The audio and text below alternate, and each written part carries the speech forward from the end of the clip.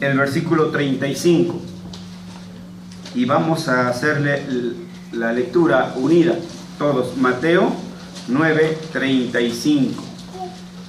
Si lo tenemos, los invito entonces a que hagamos esta lectura. Dice así: recorría Jesús todas las ciudades y aldeas, enseñando en las sinagogas de ellos y predicando el evangelio del reino y sanando toda enfermedad y toda dolencia en el pueblo. Amén. Vamos a orar.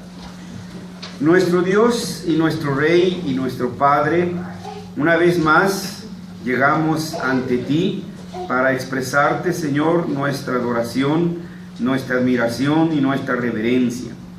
Y darte las gracias por concedernos acercarnos a tu palabra y por la milagrosa intervención de tu Espíritu Santo, llegar al conocimiento de tu voluntad, al entendimiento de la misma.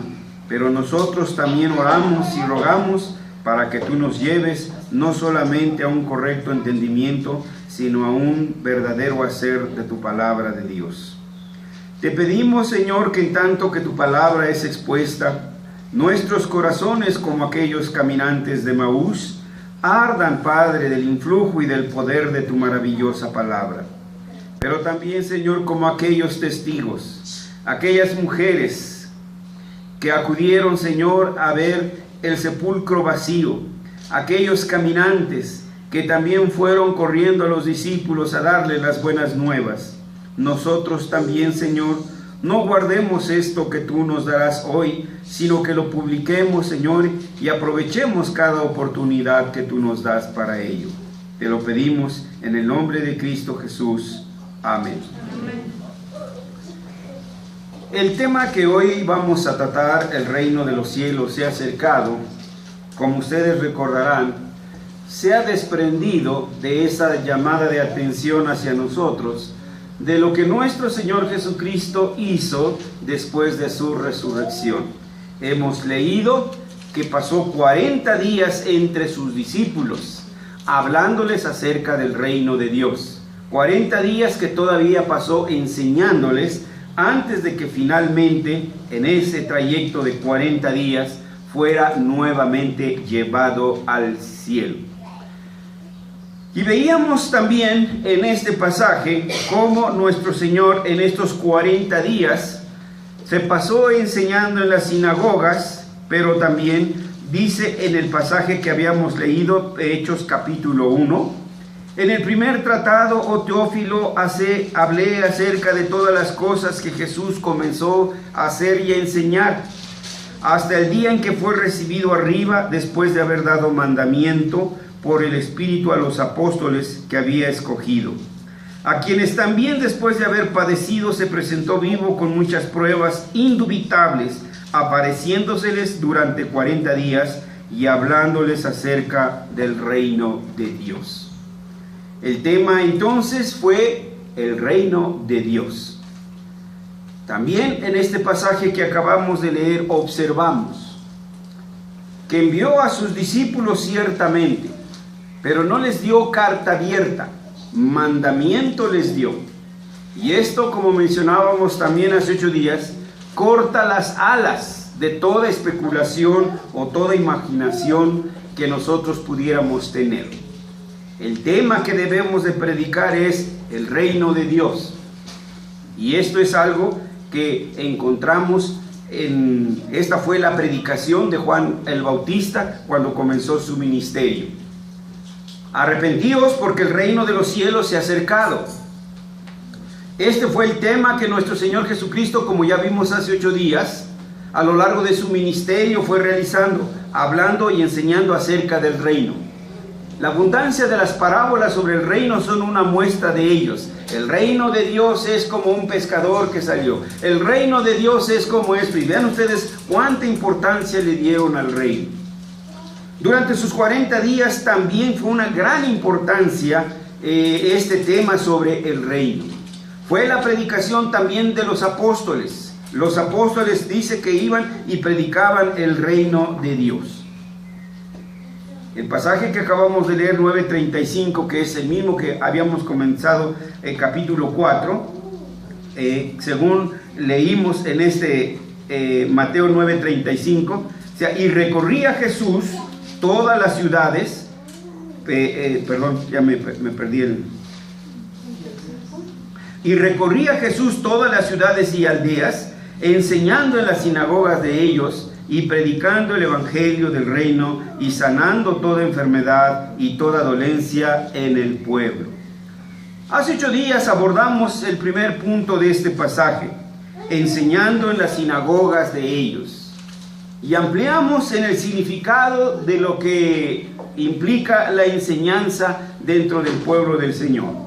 Hoy debemos de avanzar y la siguiente afirmación que nos da el evangelista aquí dice que nuestro Señor iba también predicando el evangelio del reino.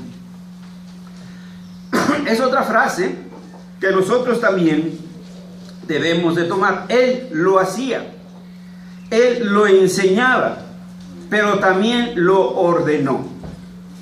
En el capítulo 10, como leímos, también envía, después de haber llamado a sus 12 apóstoles, los envía también a predicar, les da instrucciones, y en el versículo 7 queda asentado: yendo, predicad, diciendo, el reino de los cielos se ha acercado.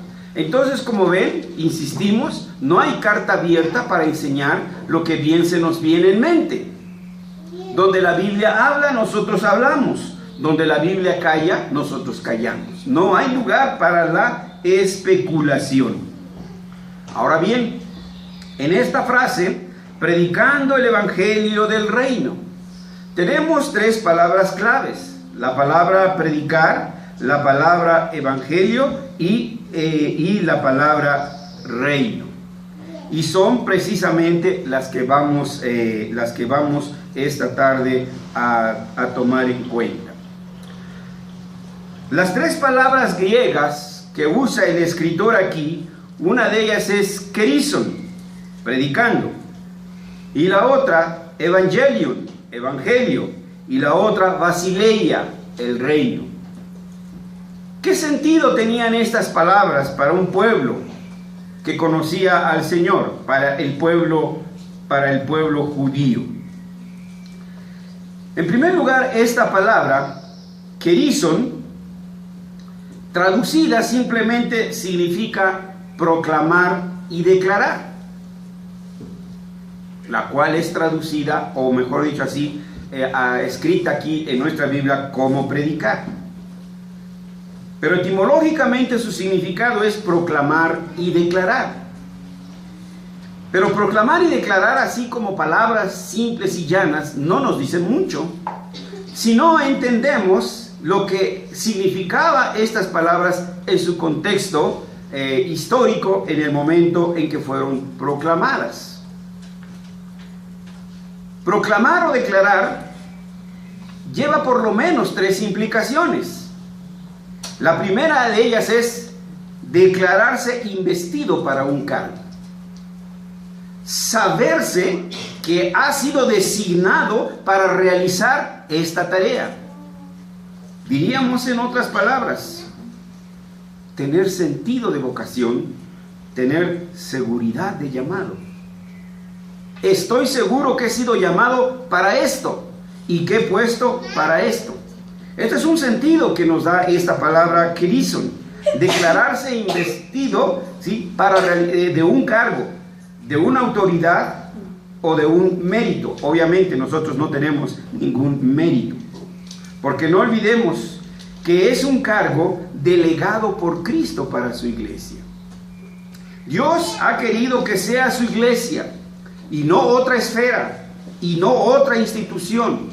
Que sea la iglesia quien predique, quien sea la iglesia quien hable de la palabra de Dios. Por eso aquí no tienen tampoco cabida aquellos ministerios que han surgido y que les llaman ministerios paraeclesiásticos. No existe. La asociación evangelista fulana de tal, la asociación quién sabe qué, no existen ministerios paraeclesiásticos. O son de la iglesia o no son de la iglesia. Y solo a la iglesia como cuerpo, no como individuo. A la iglesia como cuerpo, Dios le ha dado esta tarea de proclamar el evangelio del reino, como leemos aquí. Otra implicación que tiene esta palabra kerison es una declaración solemne del principio o inauguración. Tómese nota: declaración solemne del principio o inauguración de un reinado u otra cosa. Algo que comienza y que va a continuar. Y esta fue la predicación de Juan el Bautista. El reino de Dios se ha acercado. ¿Sí? Arrepentíos, mejor dicho, San Juan el Bautista comienza con esas palabras. Arrepentíos, porque el reino de Dios se ha acercado. Y fueron las mismas palabras con las que nuestro Señor Jesucristo comienza también su ministerio.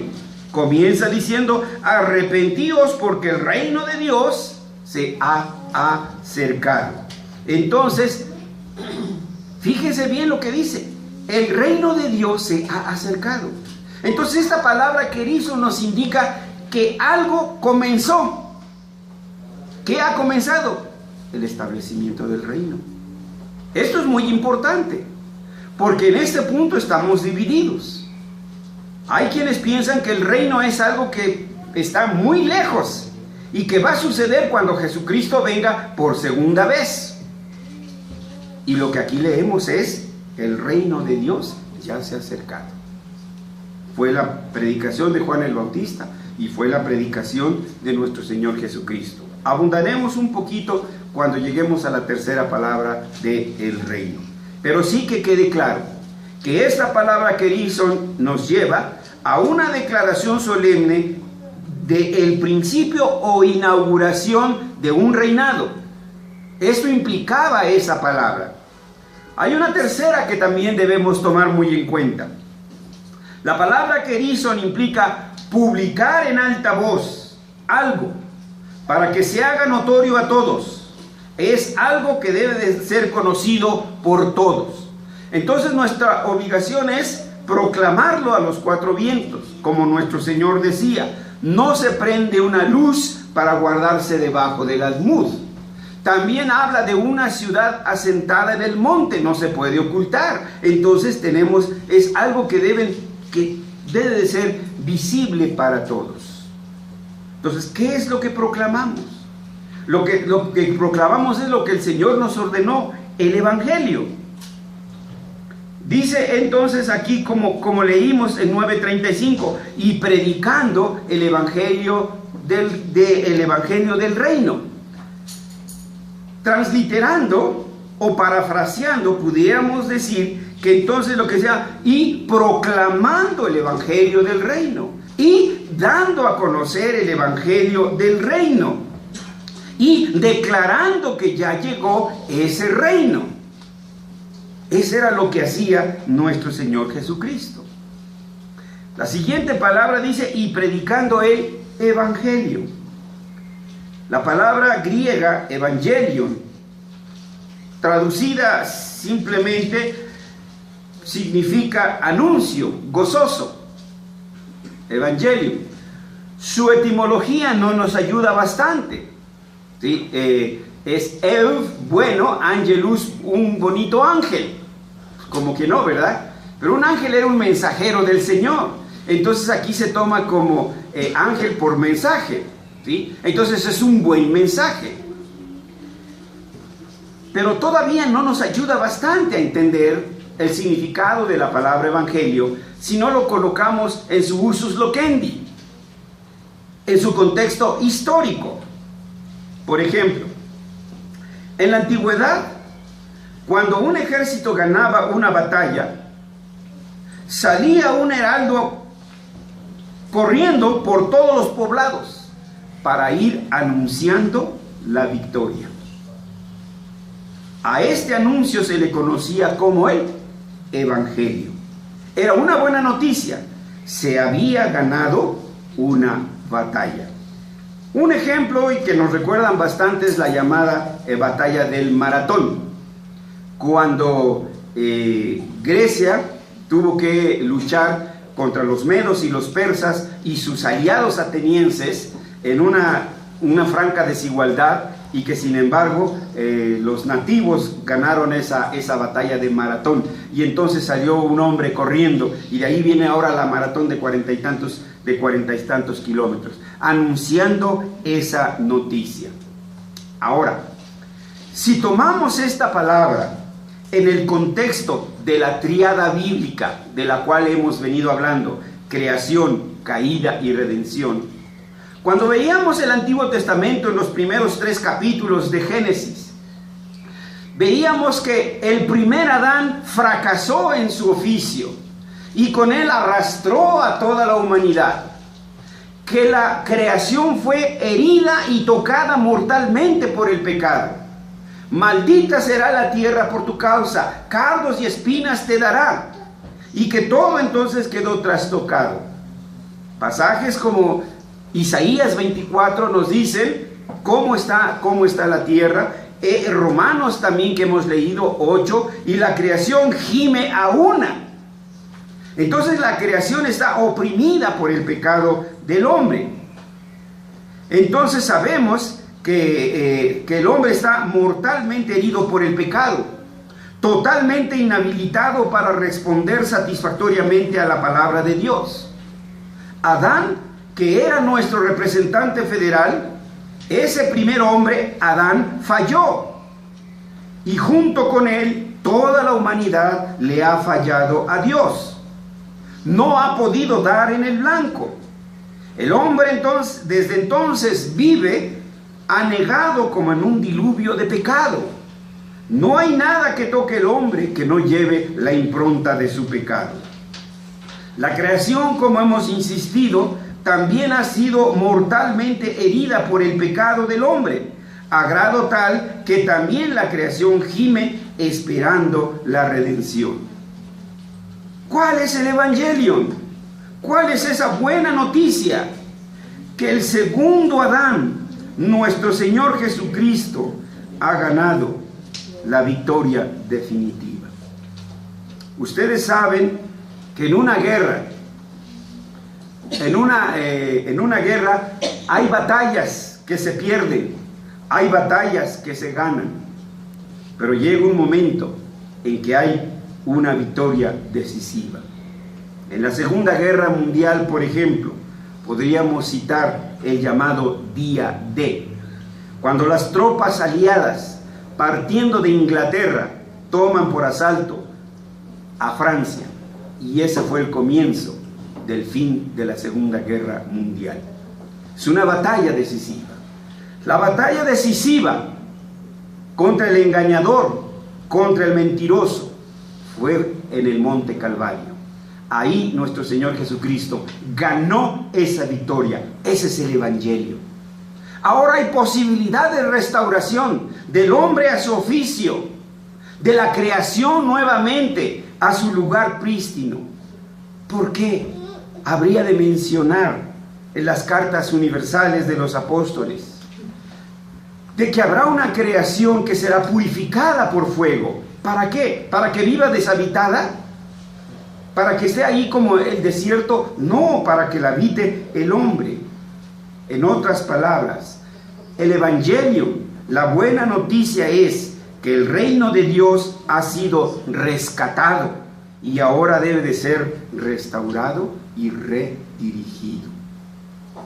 Vean ustedes entonces cómo esto va más allá de la mera y simple salvación personal, de nuestra mera preocupación por la salvación de las almas, de buscar el perdón, o mejor dicho, buscar la salvación de los drogadictos, buscar la salvación de los borrachos, buscar la salvación de cosas que deben de buscarse ciertamente, pero es una visión muy restringida, porque todo lo demás lo dejamos en manos del diablo, que era lo que decíamos hace 8 días. Mientras no toquemos las aulas universitarias, el diablo estará contento. de que aquí estemos cantando y saltando y aplaudiendo. Mientras no toquemos la Cámara de Senadores, la Cámara de Diputados, mientras no la toquemos, pues nos van a dejar aquí tranquilitos. Sí, sigan cantando, sigan aleluyando, no hay problema. Cuando nosotros manifestemos el reino de Dios ahí, en el comercio y en todas esas esferas, entonces sí, hermanos, entonces sí vamos a sentir lo que es la oposición. Pero no es cualquier mensaje, hermanos.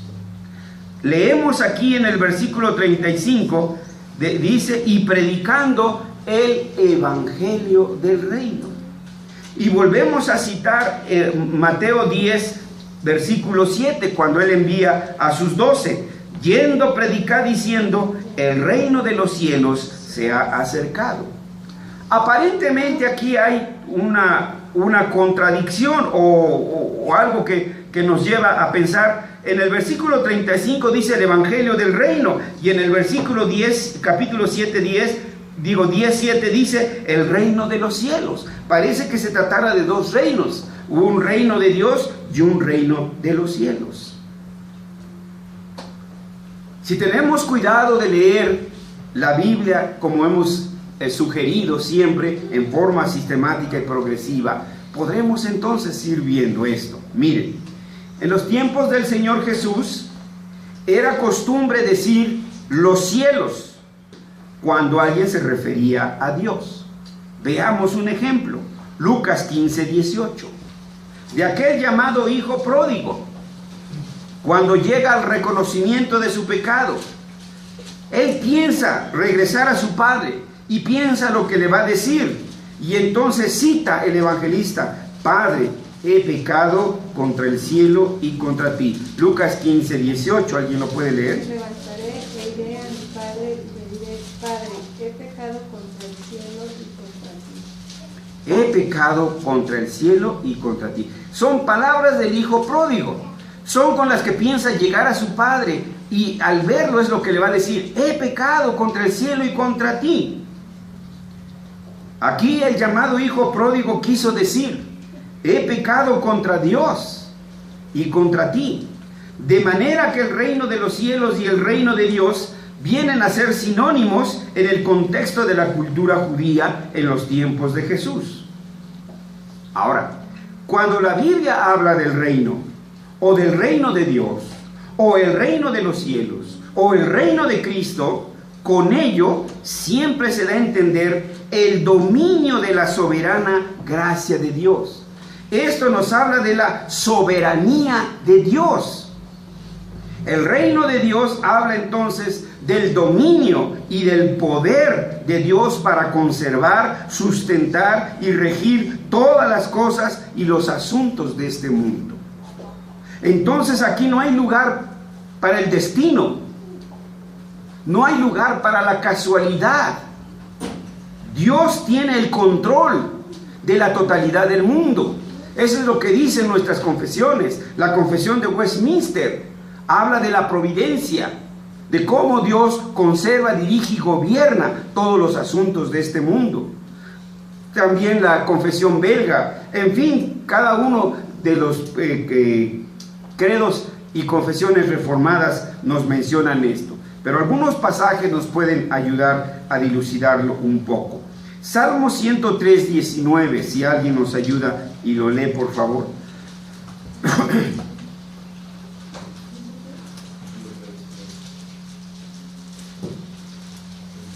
Salmo 100. Jehová estableció en los cielos su trono y su reino domina sobre todos.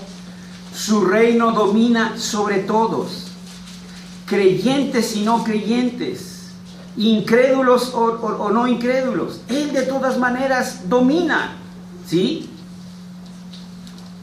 Patalee o berré, de todas maneras usted y yo estamos bajo ¿qué? La soberana voluntad de Dios. Entonces no hay ese llamado libre albedrío, ese ídolo de libre albedrío. Escuchemos Salmo 72:8.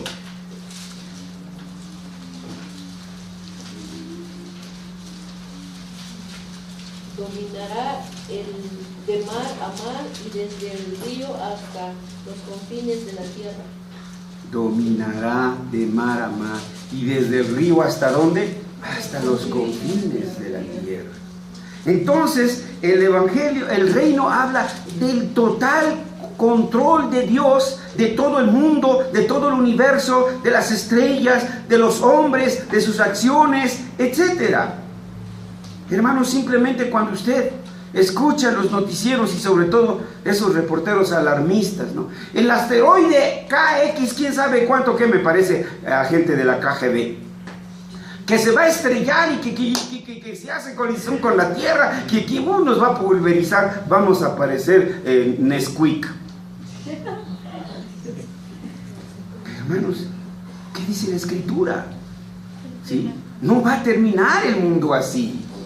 Imposible, no va a terminar así. Cuando vamos al, ¿qué es Francisco Erro? ¿Sí es Francisco Erro? Al planetario. Eso, Luis Enrique Erro. Híjole, lo espantan a uno, no, el sol se está extinguiendo y el sol, híjole, uno sale así espantadote, ¿no? Pero ya cuando empieza uno a reflexionar, pero faltan millones y millones de años, ¿no? Como que viene la tranquilidad. Pero hermanos, todo el universo está bajo el control del Señor. Y esto es lo que tenemos que predicar. Que ya el mundo no va a perecer en su pecado, que ya ha sido restaurado, que ya tenemos un segundo Adán. Colosenses capítulo 1 nos recuerda el trabajo de este segundo Adán. ¿Alguien nos puede ayudar y llegar a Colosenses capítulo 1? Ahorita les digo. Versículo 15. Él es la imagen de Dios invisible, el primogénito de toda creación. Primogénito, primero. Literalmente dice el primer nacido. No. El que tiene la supremacía sobre toda la creación. Él es la imagen del Dios invisible. Se refiere a nuestro Señor Jesucristo. El que tiene la supremacía sobre toda la creación. Siguiente versículo. Porque en él fueron creadas todas las cosas, las que hay en los cielos y las que hay en la tierra, visibles e invisibles, sean tronos, sean dominios, sean principados, sean potestades. Todo fue creado por medio de él y para él. Ahora vean ustedes cómo está tomando a la creación en su totalidad, ¿sí? Habla de los cielos, de la tierra, lo que hay en los cielos, lo que hay en la tierra, lo que es visible, lo que no es visible a nuestros ojos, sean tronos, llámese la nación más poderosa del mundo, así dicen los reporteros siempre. Siempre que se refieren a este país, siempre el primer ejército del mundo, la nación más rica del mundo, posean tronos, sean dominios, sean principados, sean potestades, todo fue creado por medio de él y para él. ¿Y el siguiente versículo? Y él es antes de todas las cosas, y todas las cosas en él subsisten. Todas las cosas, ¿dice qué? En él subsisten. Él tiene el control ahí en sus manos. Y esto es lo que no hemos alcanzado a ver.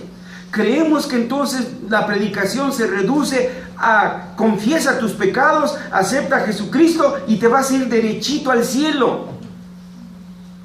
Ese es un evangelio aristoteliano. Ese es un evangelio filosófico de los griegos. Lean su mitología. ¿Qué de nuestro oficio? ¿Qué de nuestra tarea aquí en el reino? ¿Qué de tu trabajo como maestro? ¿Qué de tu trabajo como ingeniero, como arquitecto? ¿Qué de nuestra vocación? De todo lo que tenemos que hacer aquí, de restaurar esta creación. ¿Qué del oficio del hombre? De eso no se habla, eso no se toca. Y eso es lo que debemos de enseñar y eso es lo que debemos proclamar. que Cristo es soberano en la pedagogía, que Cristo es soberano en la jurisprudencia, que Cristo es soberano en el comercio, que Cristo es soberano en la ética, que Cristo es soberano en la psicología, que Cristo es soberano en la música, en tu manera de vestir, en tu manera de hablar. Eso es muy importante, hermanos, porque todo eso implica y todo eso alcanza. De manera que donde el evangelio del reino llega, ahí hay el poder de la gracia de Dios, y ahí ha llegado el reino de los cielos. Lucas 17, para que nos ayude a confirmar lo que venimos diciendo. Lucas 17, versículos 20-21. Preguntando por los fariseos cuándo había de venir el reino de Dios, le respondió y dijo: el reino de Dios no vendrá con advertencia, ni dirán helo aquí o helo allá, porque he aquí el reino de Dios está entre vosotros. Un momento. Fíjense la pregunta: ¿cuándo vendrá el reino? ¿No? El reino ya está entre ustedes. Usted es ciudadano del reino, yo soy ciudadano del reino, todos los que hemos sido redimidos somos ciudadanos del reino y debemos manifestar ese reino ahí donde estamos. El reino ya está. Que tú no has hecho nada para manifestar ese reino, ese es tu pecado. Pero el reino ahí está y nos va a ser demandado, cada uno en nuestros oficios donde el Señor nos puso. Mateo 6:33. ¿Qué es lo que dice el Señor ahí?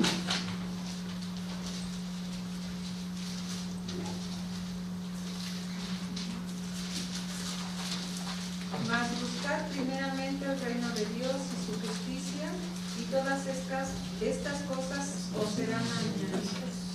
Ahora dice, buscad primeramente ¿qué? No dice la salvación. Esto es parte, y esto es parte, esto implica, esto necesariamente llegará. Pero lo primero que tenemos que es que buscar ¿qué? El reino. Y lo demás que viene dice ¿qué? Por añadidura.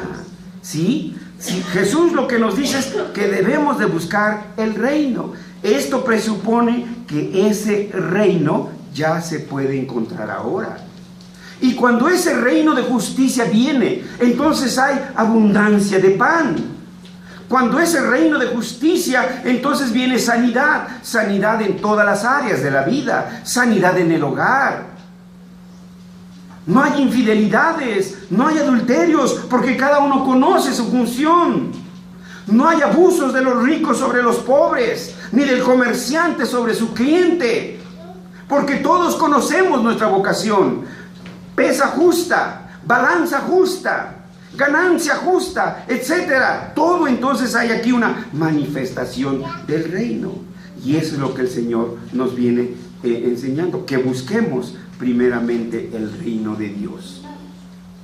Entonces dice, leímos que Jesucristo iba predicando el evangelio del reino de Dios.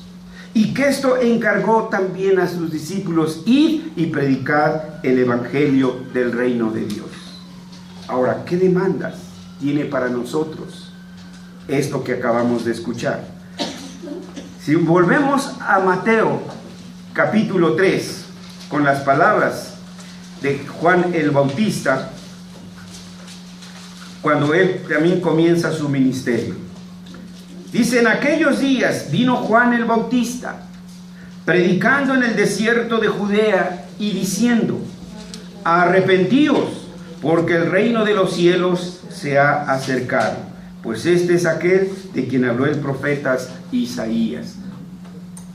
Arrepentíos, porque el reino de los cielos se ha acercado. O sea, no solamente es declarar el evangelio del reino de Dios. Cuando nosotros hablamos del evangelio del reino, también debemos exhortar, exigir y demandar un arrepentimiento. Te tienes que arrepentir porque el reino está aquí. Primero tenemos que hablar del reino. Primero tenemos que decir qué significa el evangelio. Pero no podemos dejarlo así nada más. Tenemos que decirle, por tanto, arrepiéntete. El rey ya está aquí. El reino ya está aquí. Por tanto, tú debes de arrepentirte. Bueno, eso suena así muy simple, ¿no? Pero si atendemos al significado, al origen del significado de esta palabra, metanoia, que está en modo imperativo, metanoiete, metanoia se traduce en latín como penitencia. Metanoia se traduce también como conversión. Pero ¿qué implica esta palabra? ¿Qué se entendía en el momento en que se usó y se escribió esta palabra metanoia? Conversión implica cambiar de camino. ¿Ha cambiado usted su camino? ¿O sigue montada en su macho? ¿O sigue montado en su macho? Es el primer punto, ¿eh? No puedo decir amo a Cristo y seguir montado en mi macho. Seguir en mi mismo camino. Conversión implica cambiar de camino, cambiar de costumbres. Así soy yo. Así lo he acostumbrado. Así siempre lo he hecho. Así lo hacen en Inglaterra, así lo hacen en Estados Unidos. ¿Cuándo Dios ha dicho? Fíjense cómo actúa Estados Unidos y imítenlo. ¿Cuándo? Nos ha dicho, tu modelo de fe es un americano, tu modelo de fe es un francés, tu modelo de fe. ¿Cuándo ha dicho eso? Es la Escritura. Entonces las costumbres también tienen que cambiar.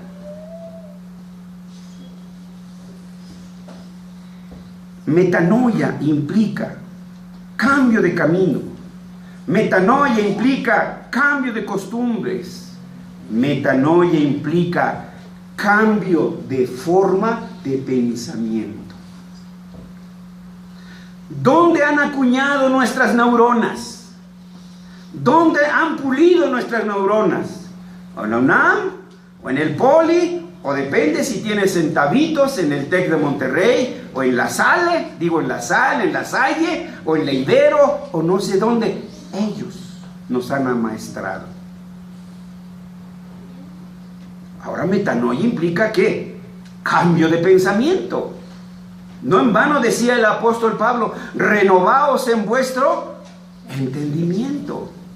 Porque dice a los romanos, teniendo entenebrecido vuestro entendimiento, ahora a los efesios les dice, renovaos en vuestro entendimiento. Entonces ven, todo lo que nos enseñaron, hermanos, es todo un vuelco. ¿Sí? Es todo un vuelco. Por eso cuando nosotros llegamos a la fe, lo primero que hace mella contra nosotros es la objetividad y la neutralidad de las ciencias. Lo que hace mella contra nosotros es el llamado libre albedrío. Nos suena, pero híjoles, nos hace bulla. Parece que tuviéramos aquí adentro del cerebro grillos y no sé cuántas, porque no lo podemos codificar. Pero otra vez, hablábamos de la tesis, de la antitesis y de la síntesis. La tesis es la palabra de Dios. La antítesis es la palabra del diablo, la mentira. Y esta se opone a la verdad. Y esta dijo, no moriréis. La tesis había dicho, el día que de ella comieres, morirás. Pero la antítesis dijo, no moriréis. Dios miente. Eso es lo que ella dijo. Y la síntesis dice, pues puede que tenga razón. Y entonces ahí estamos, viviendo bajo la síntesis. Hermanos, entonces hay esta metanoia implica un cambio en la forma de pensamiento, un cambio en la forma de vida. El cristianismo es un estilo de vida. Usted no tiene que imitar. Usted no es chango, no es mono, no es mico para vivir, imitar y vestir y cantar como ellos o como todas esas bolas de hijos de Caín. Es fuerte el compromiso, hermanos. Y estamos decididos. ¿De qué lado estamos, sencillamente? Como dijo Josué. O estamos con la tesis o estamos con la antítesis. No podemos hacer una síntesis. Es un intento que toda la vida el hombre ha querido lograrlo, pero jamás lo ha llegado a su madurez. La conversión o la metanoia comprende una transformación de corazón, transformación de mente, transformación de voluntad y todas las afecciones de todo el acontecer de la vida cotidiana. ¿Se acuerdan aquellos que le preguntaban cuál era la ley? Y el Señor les respondió en un resumen: amarás al Señor tu Dios con todas tus fuerzas, la totalidad de tu vida, con todo tu corazón, con todas tus matemáticas, con toda tu biología, es lo único que sé, ¿no? Entonces no sé de los demás. Con todo eso amarás a tu Dios. ¿Dónde está el amor de nuestro Dios? Si Él es nuestro Dios, si decimos que lo amamos, ¿cómo le mostramos nuestro amor? No se lo hemos demostrado en esas esferas. Ahí Dios sigue siendo un total extraño. Por eso, lo mismo, el mismo mensaje del Señor, nuestro Señor Jesucristo: arrepentíos porque el reino de Dios se ha acercado. El mismo mensaje de Juan el Bautista: arrepentíos porque el reino de Dios se ha acercado. Es el mismo mensaje y la misma demanda para usted y para mí.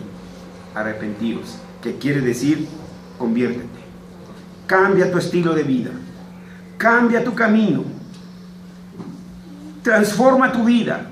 Que tu corazón sea transformado, que tu mente sea transformada, que tu voluntad sea transformada, y toda ella por la única tesis, que es la palabra de Dios. Y punto. No hay punto intermedio. O estamos con la tesis o nos alineamos de parte de la antítesis. Nuestro Señor Jesucristo dijo: el que no es conmigo, el que conmigo no la bebe. Así que otra vez termino con esas palabras de Josué: decidid a quién seguís, ¿sí? Pero yo y mi casa serviremos a Jehová.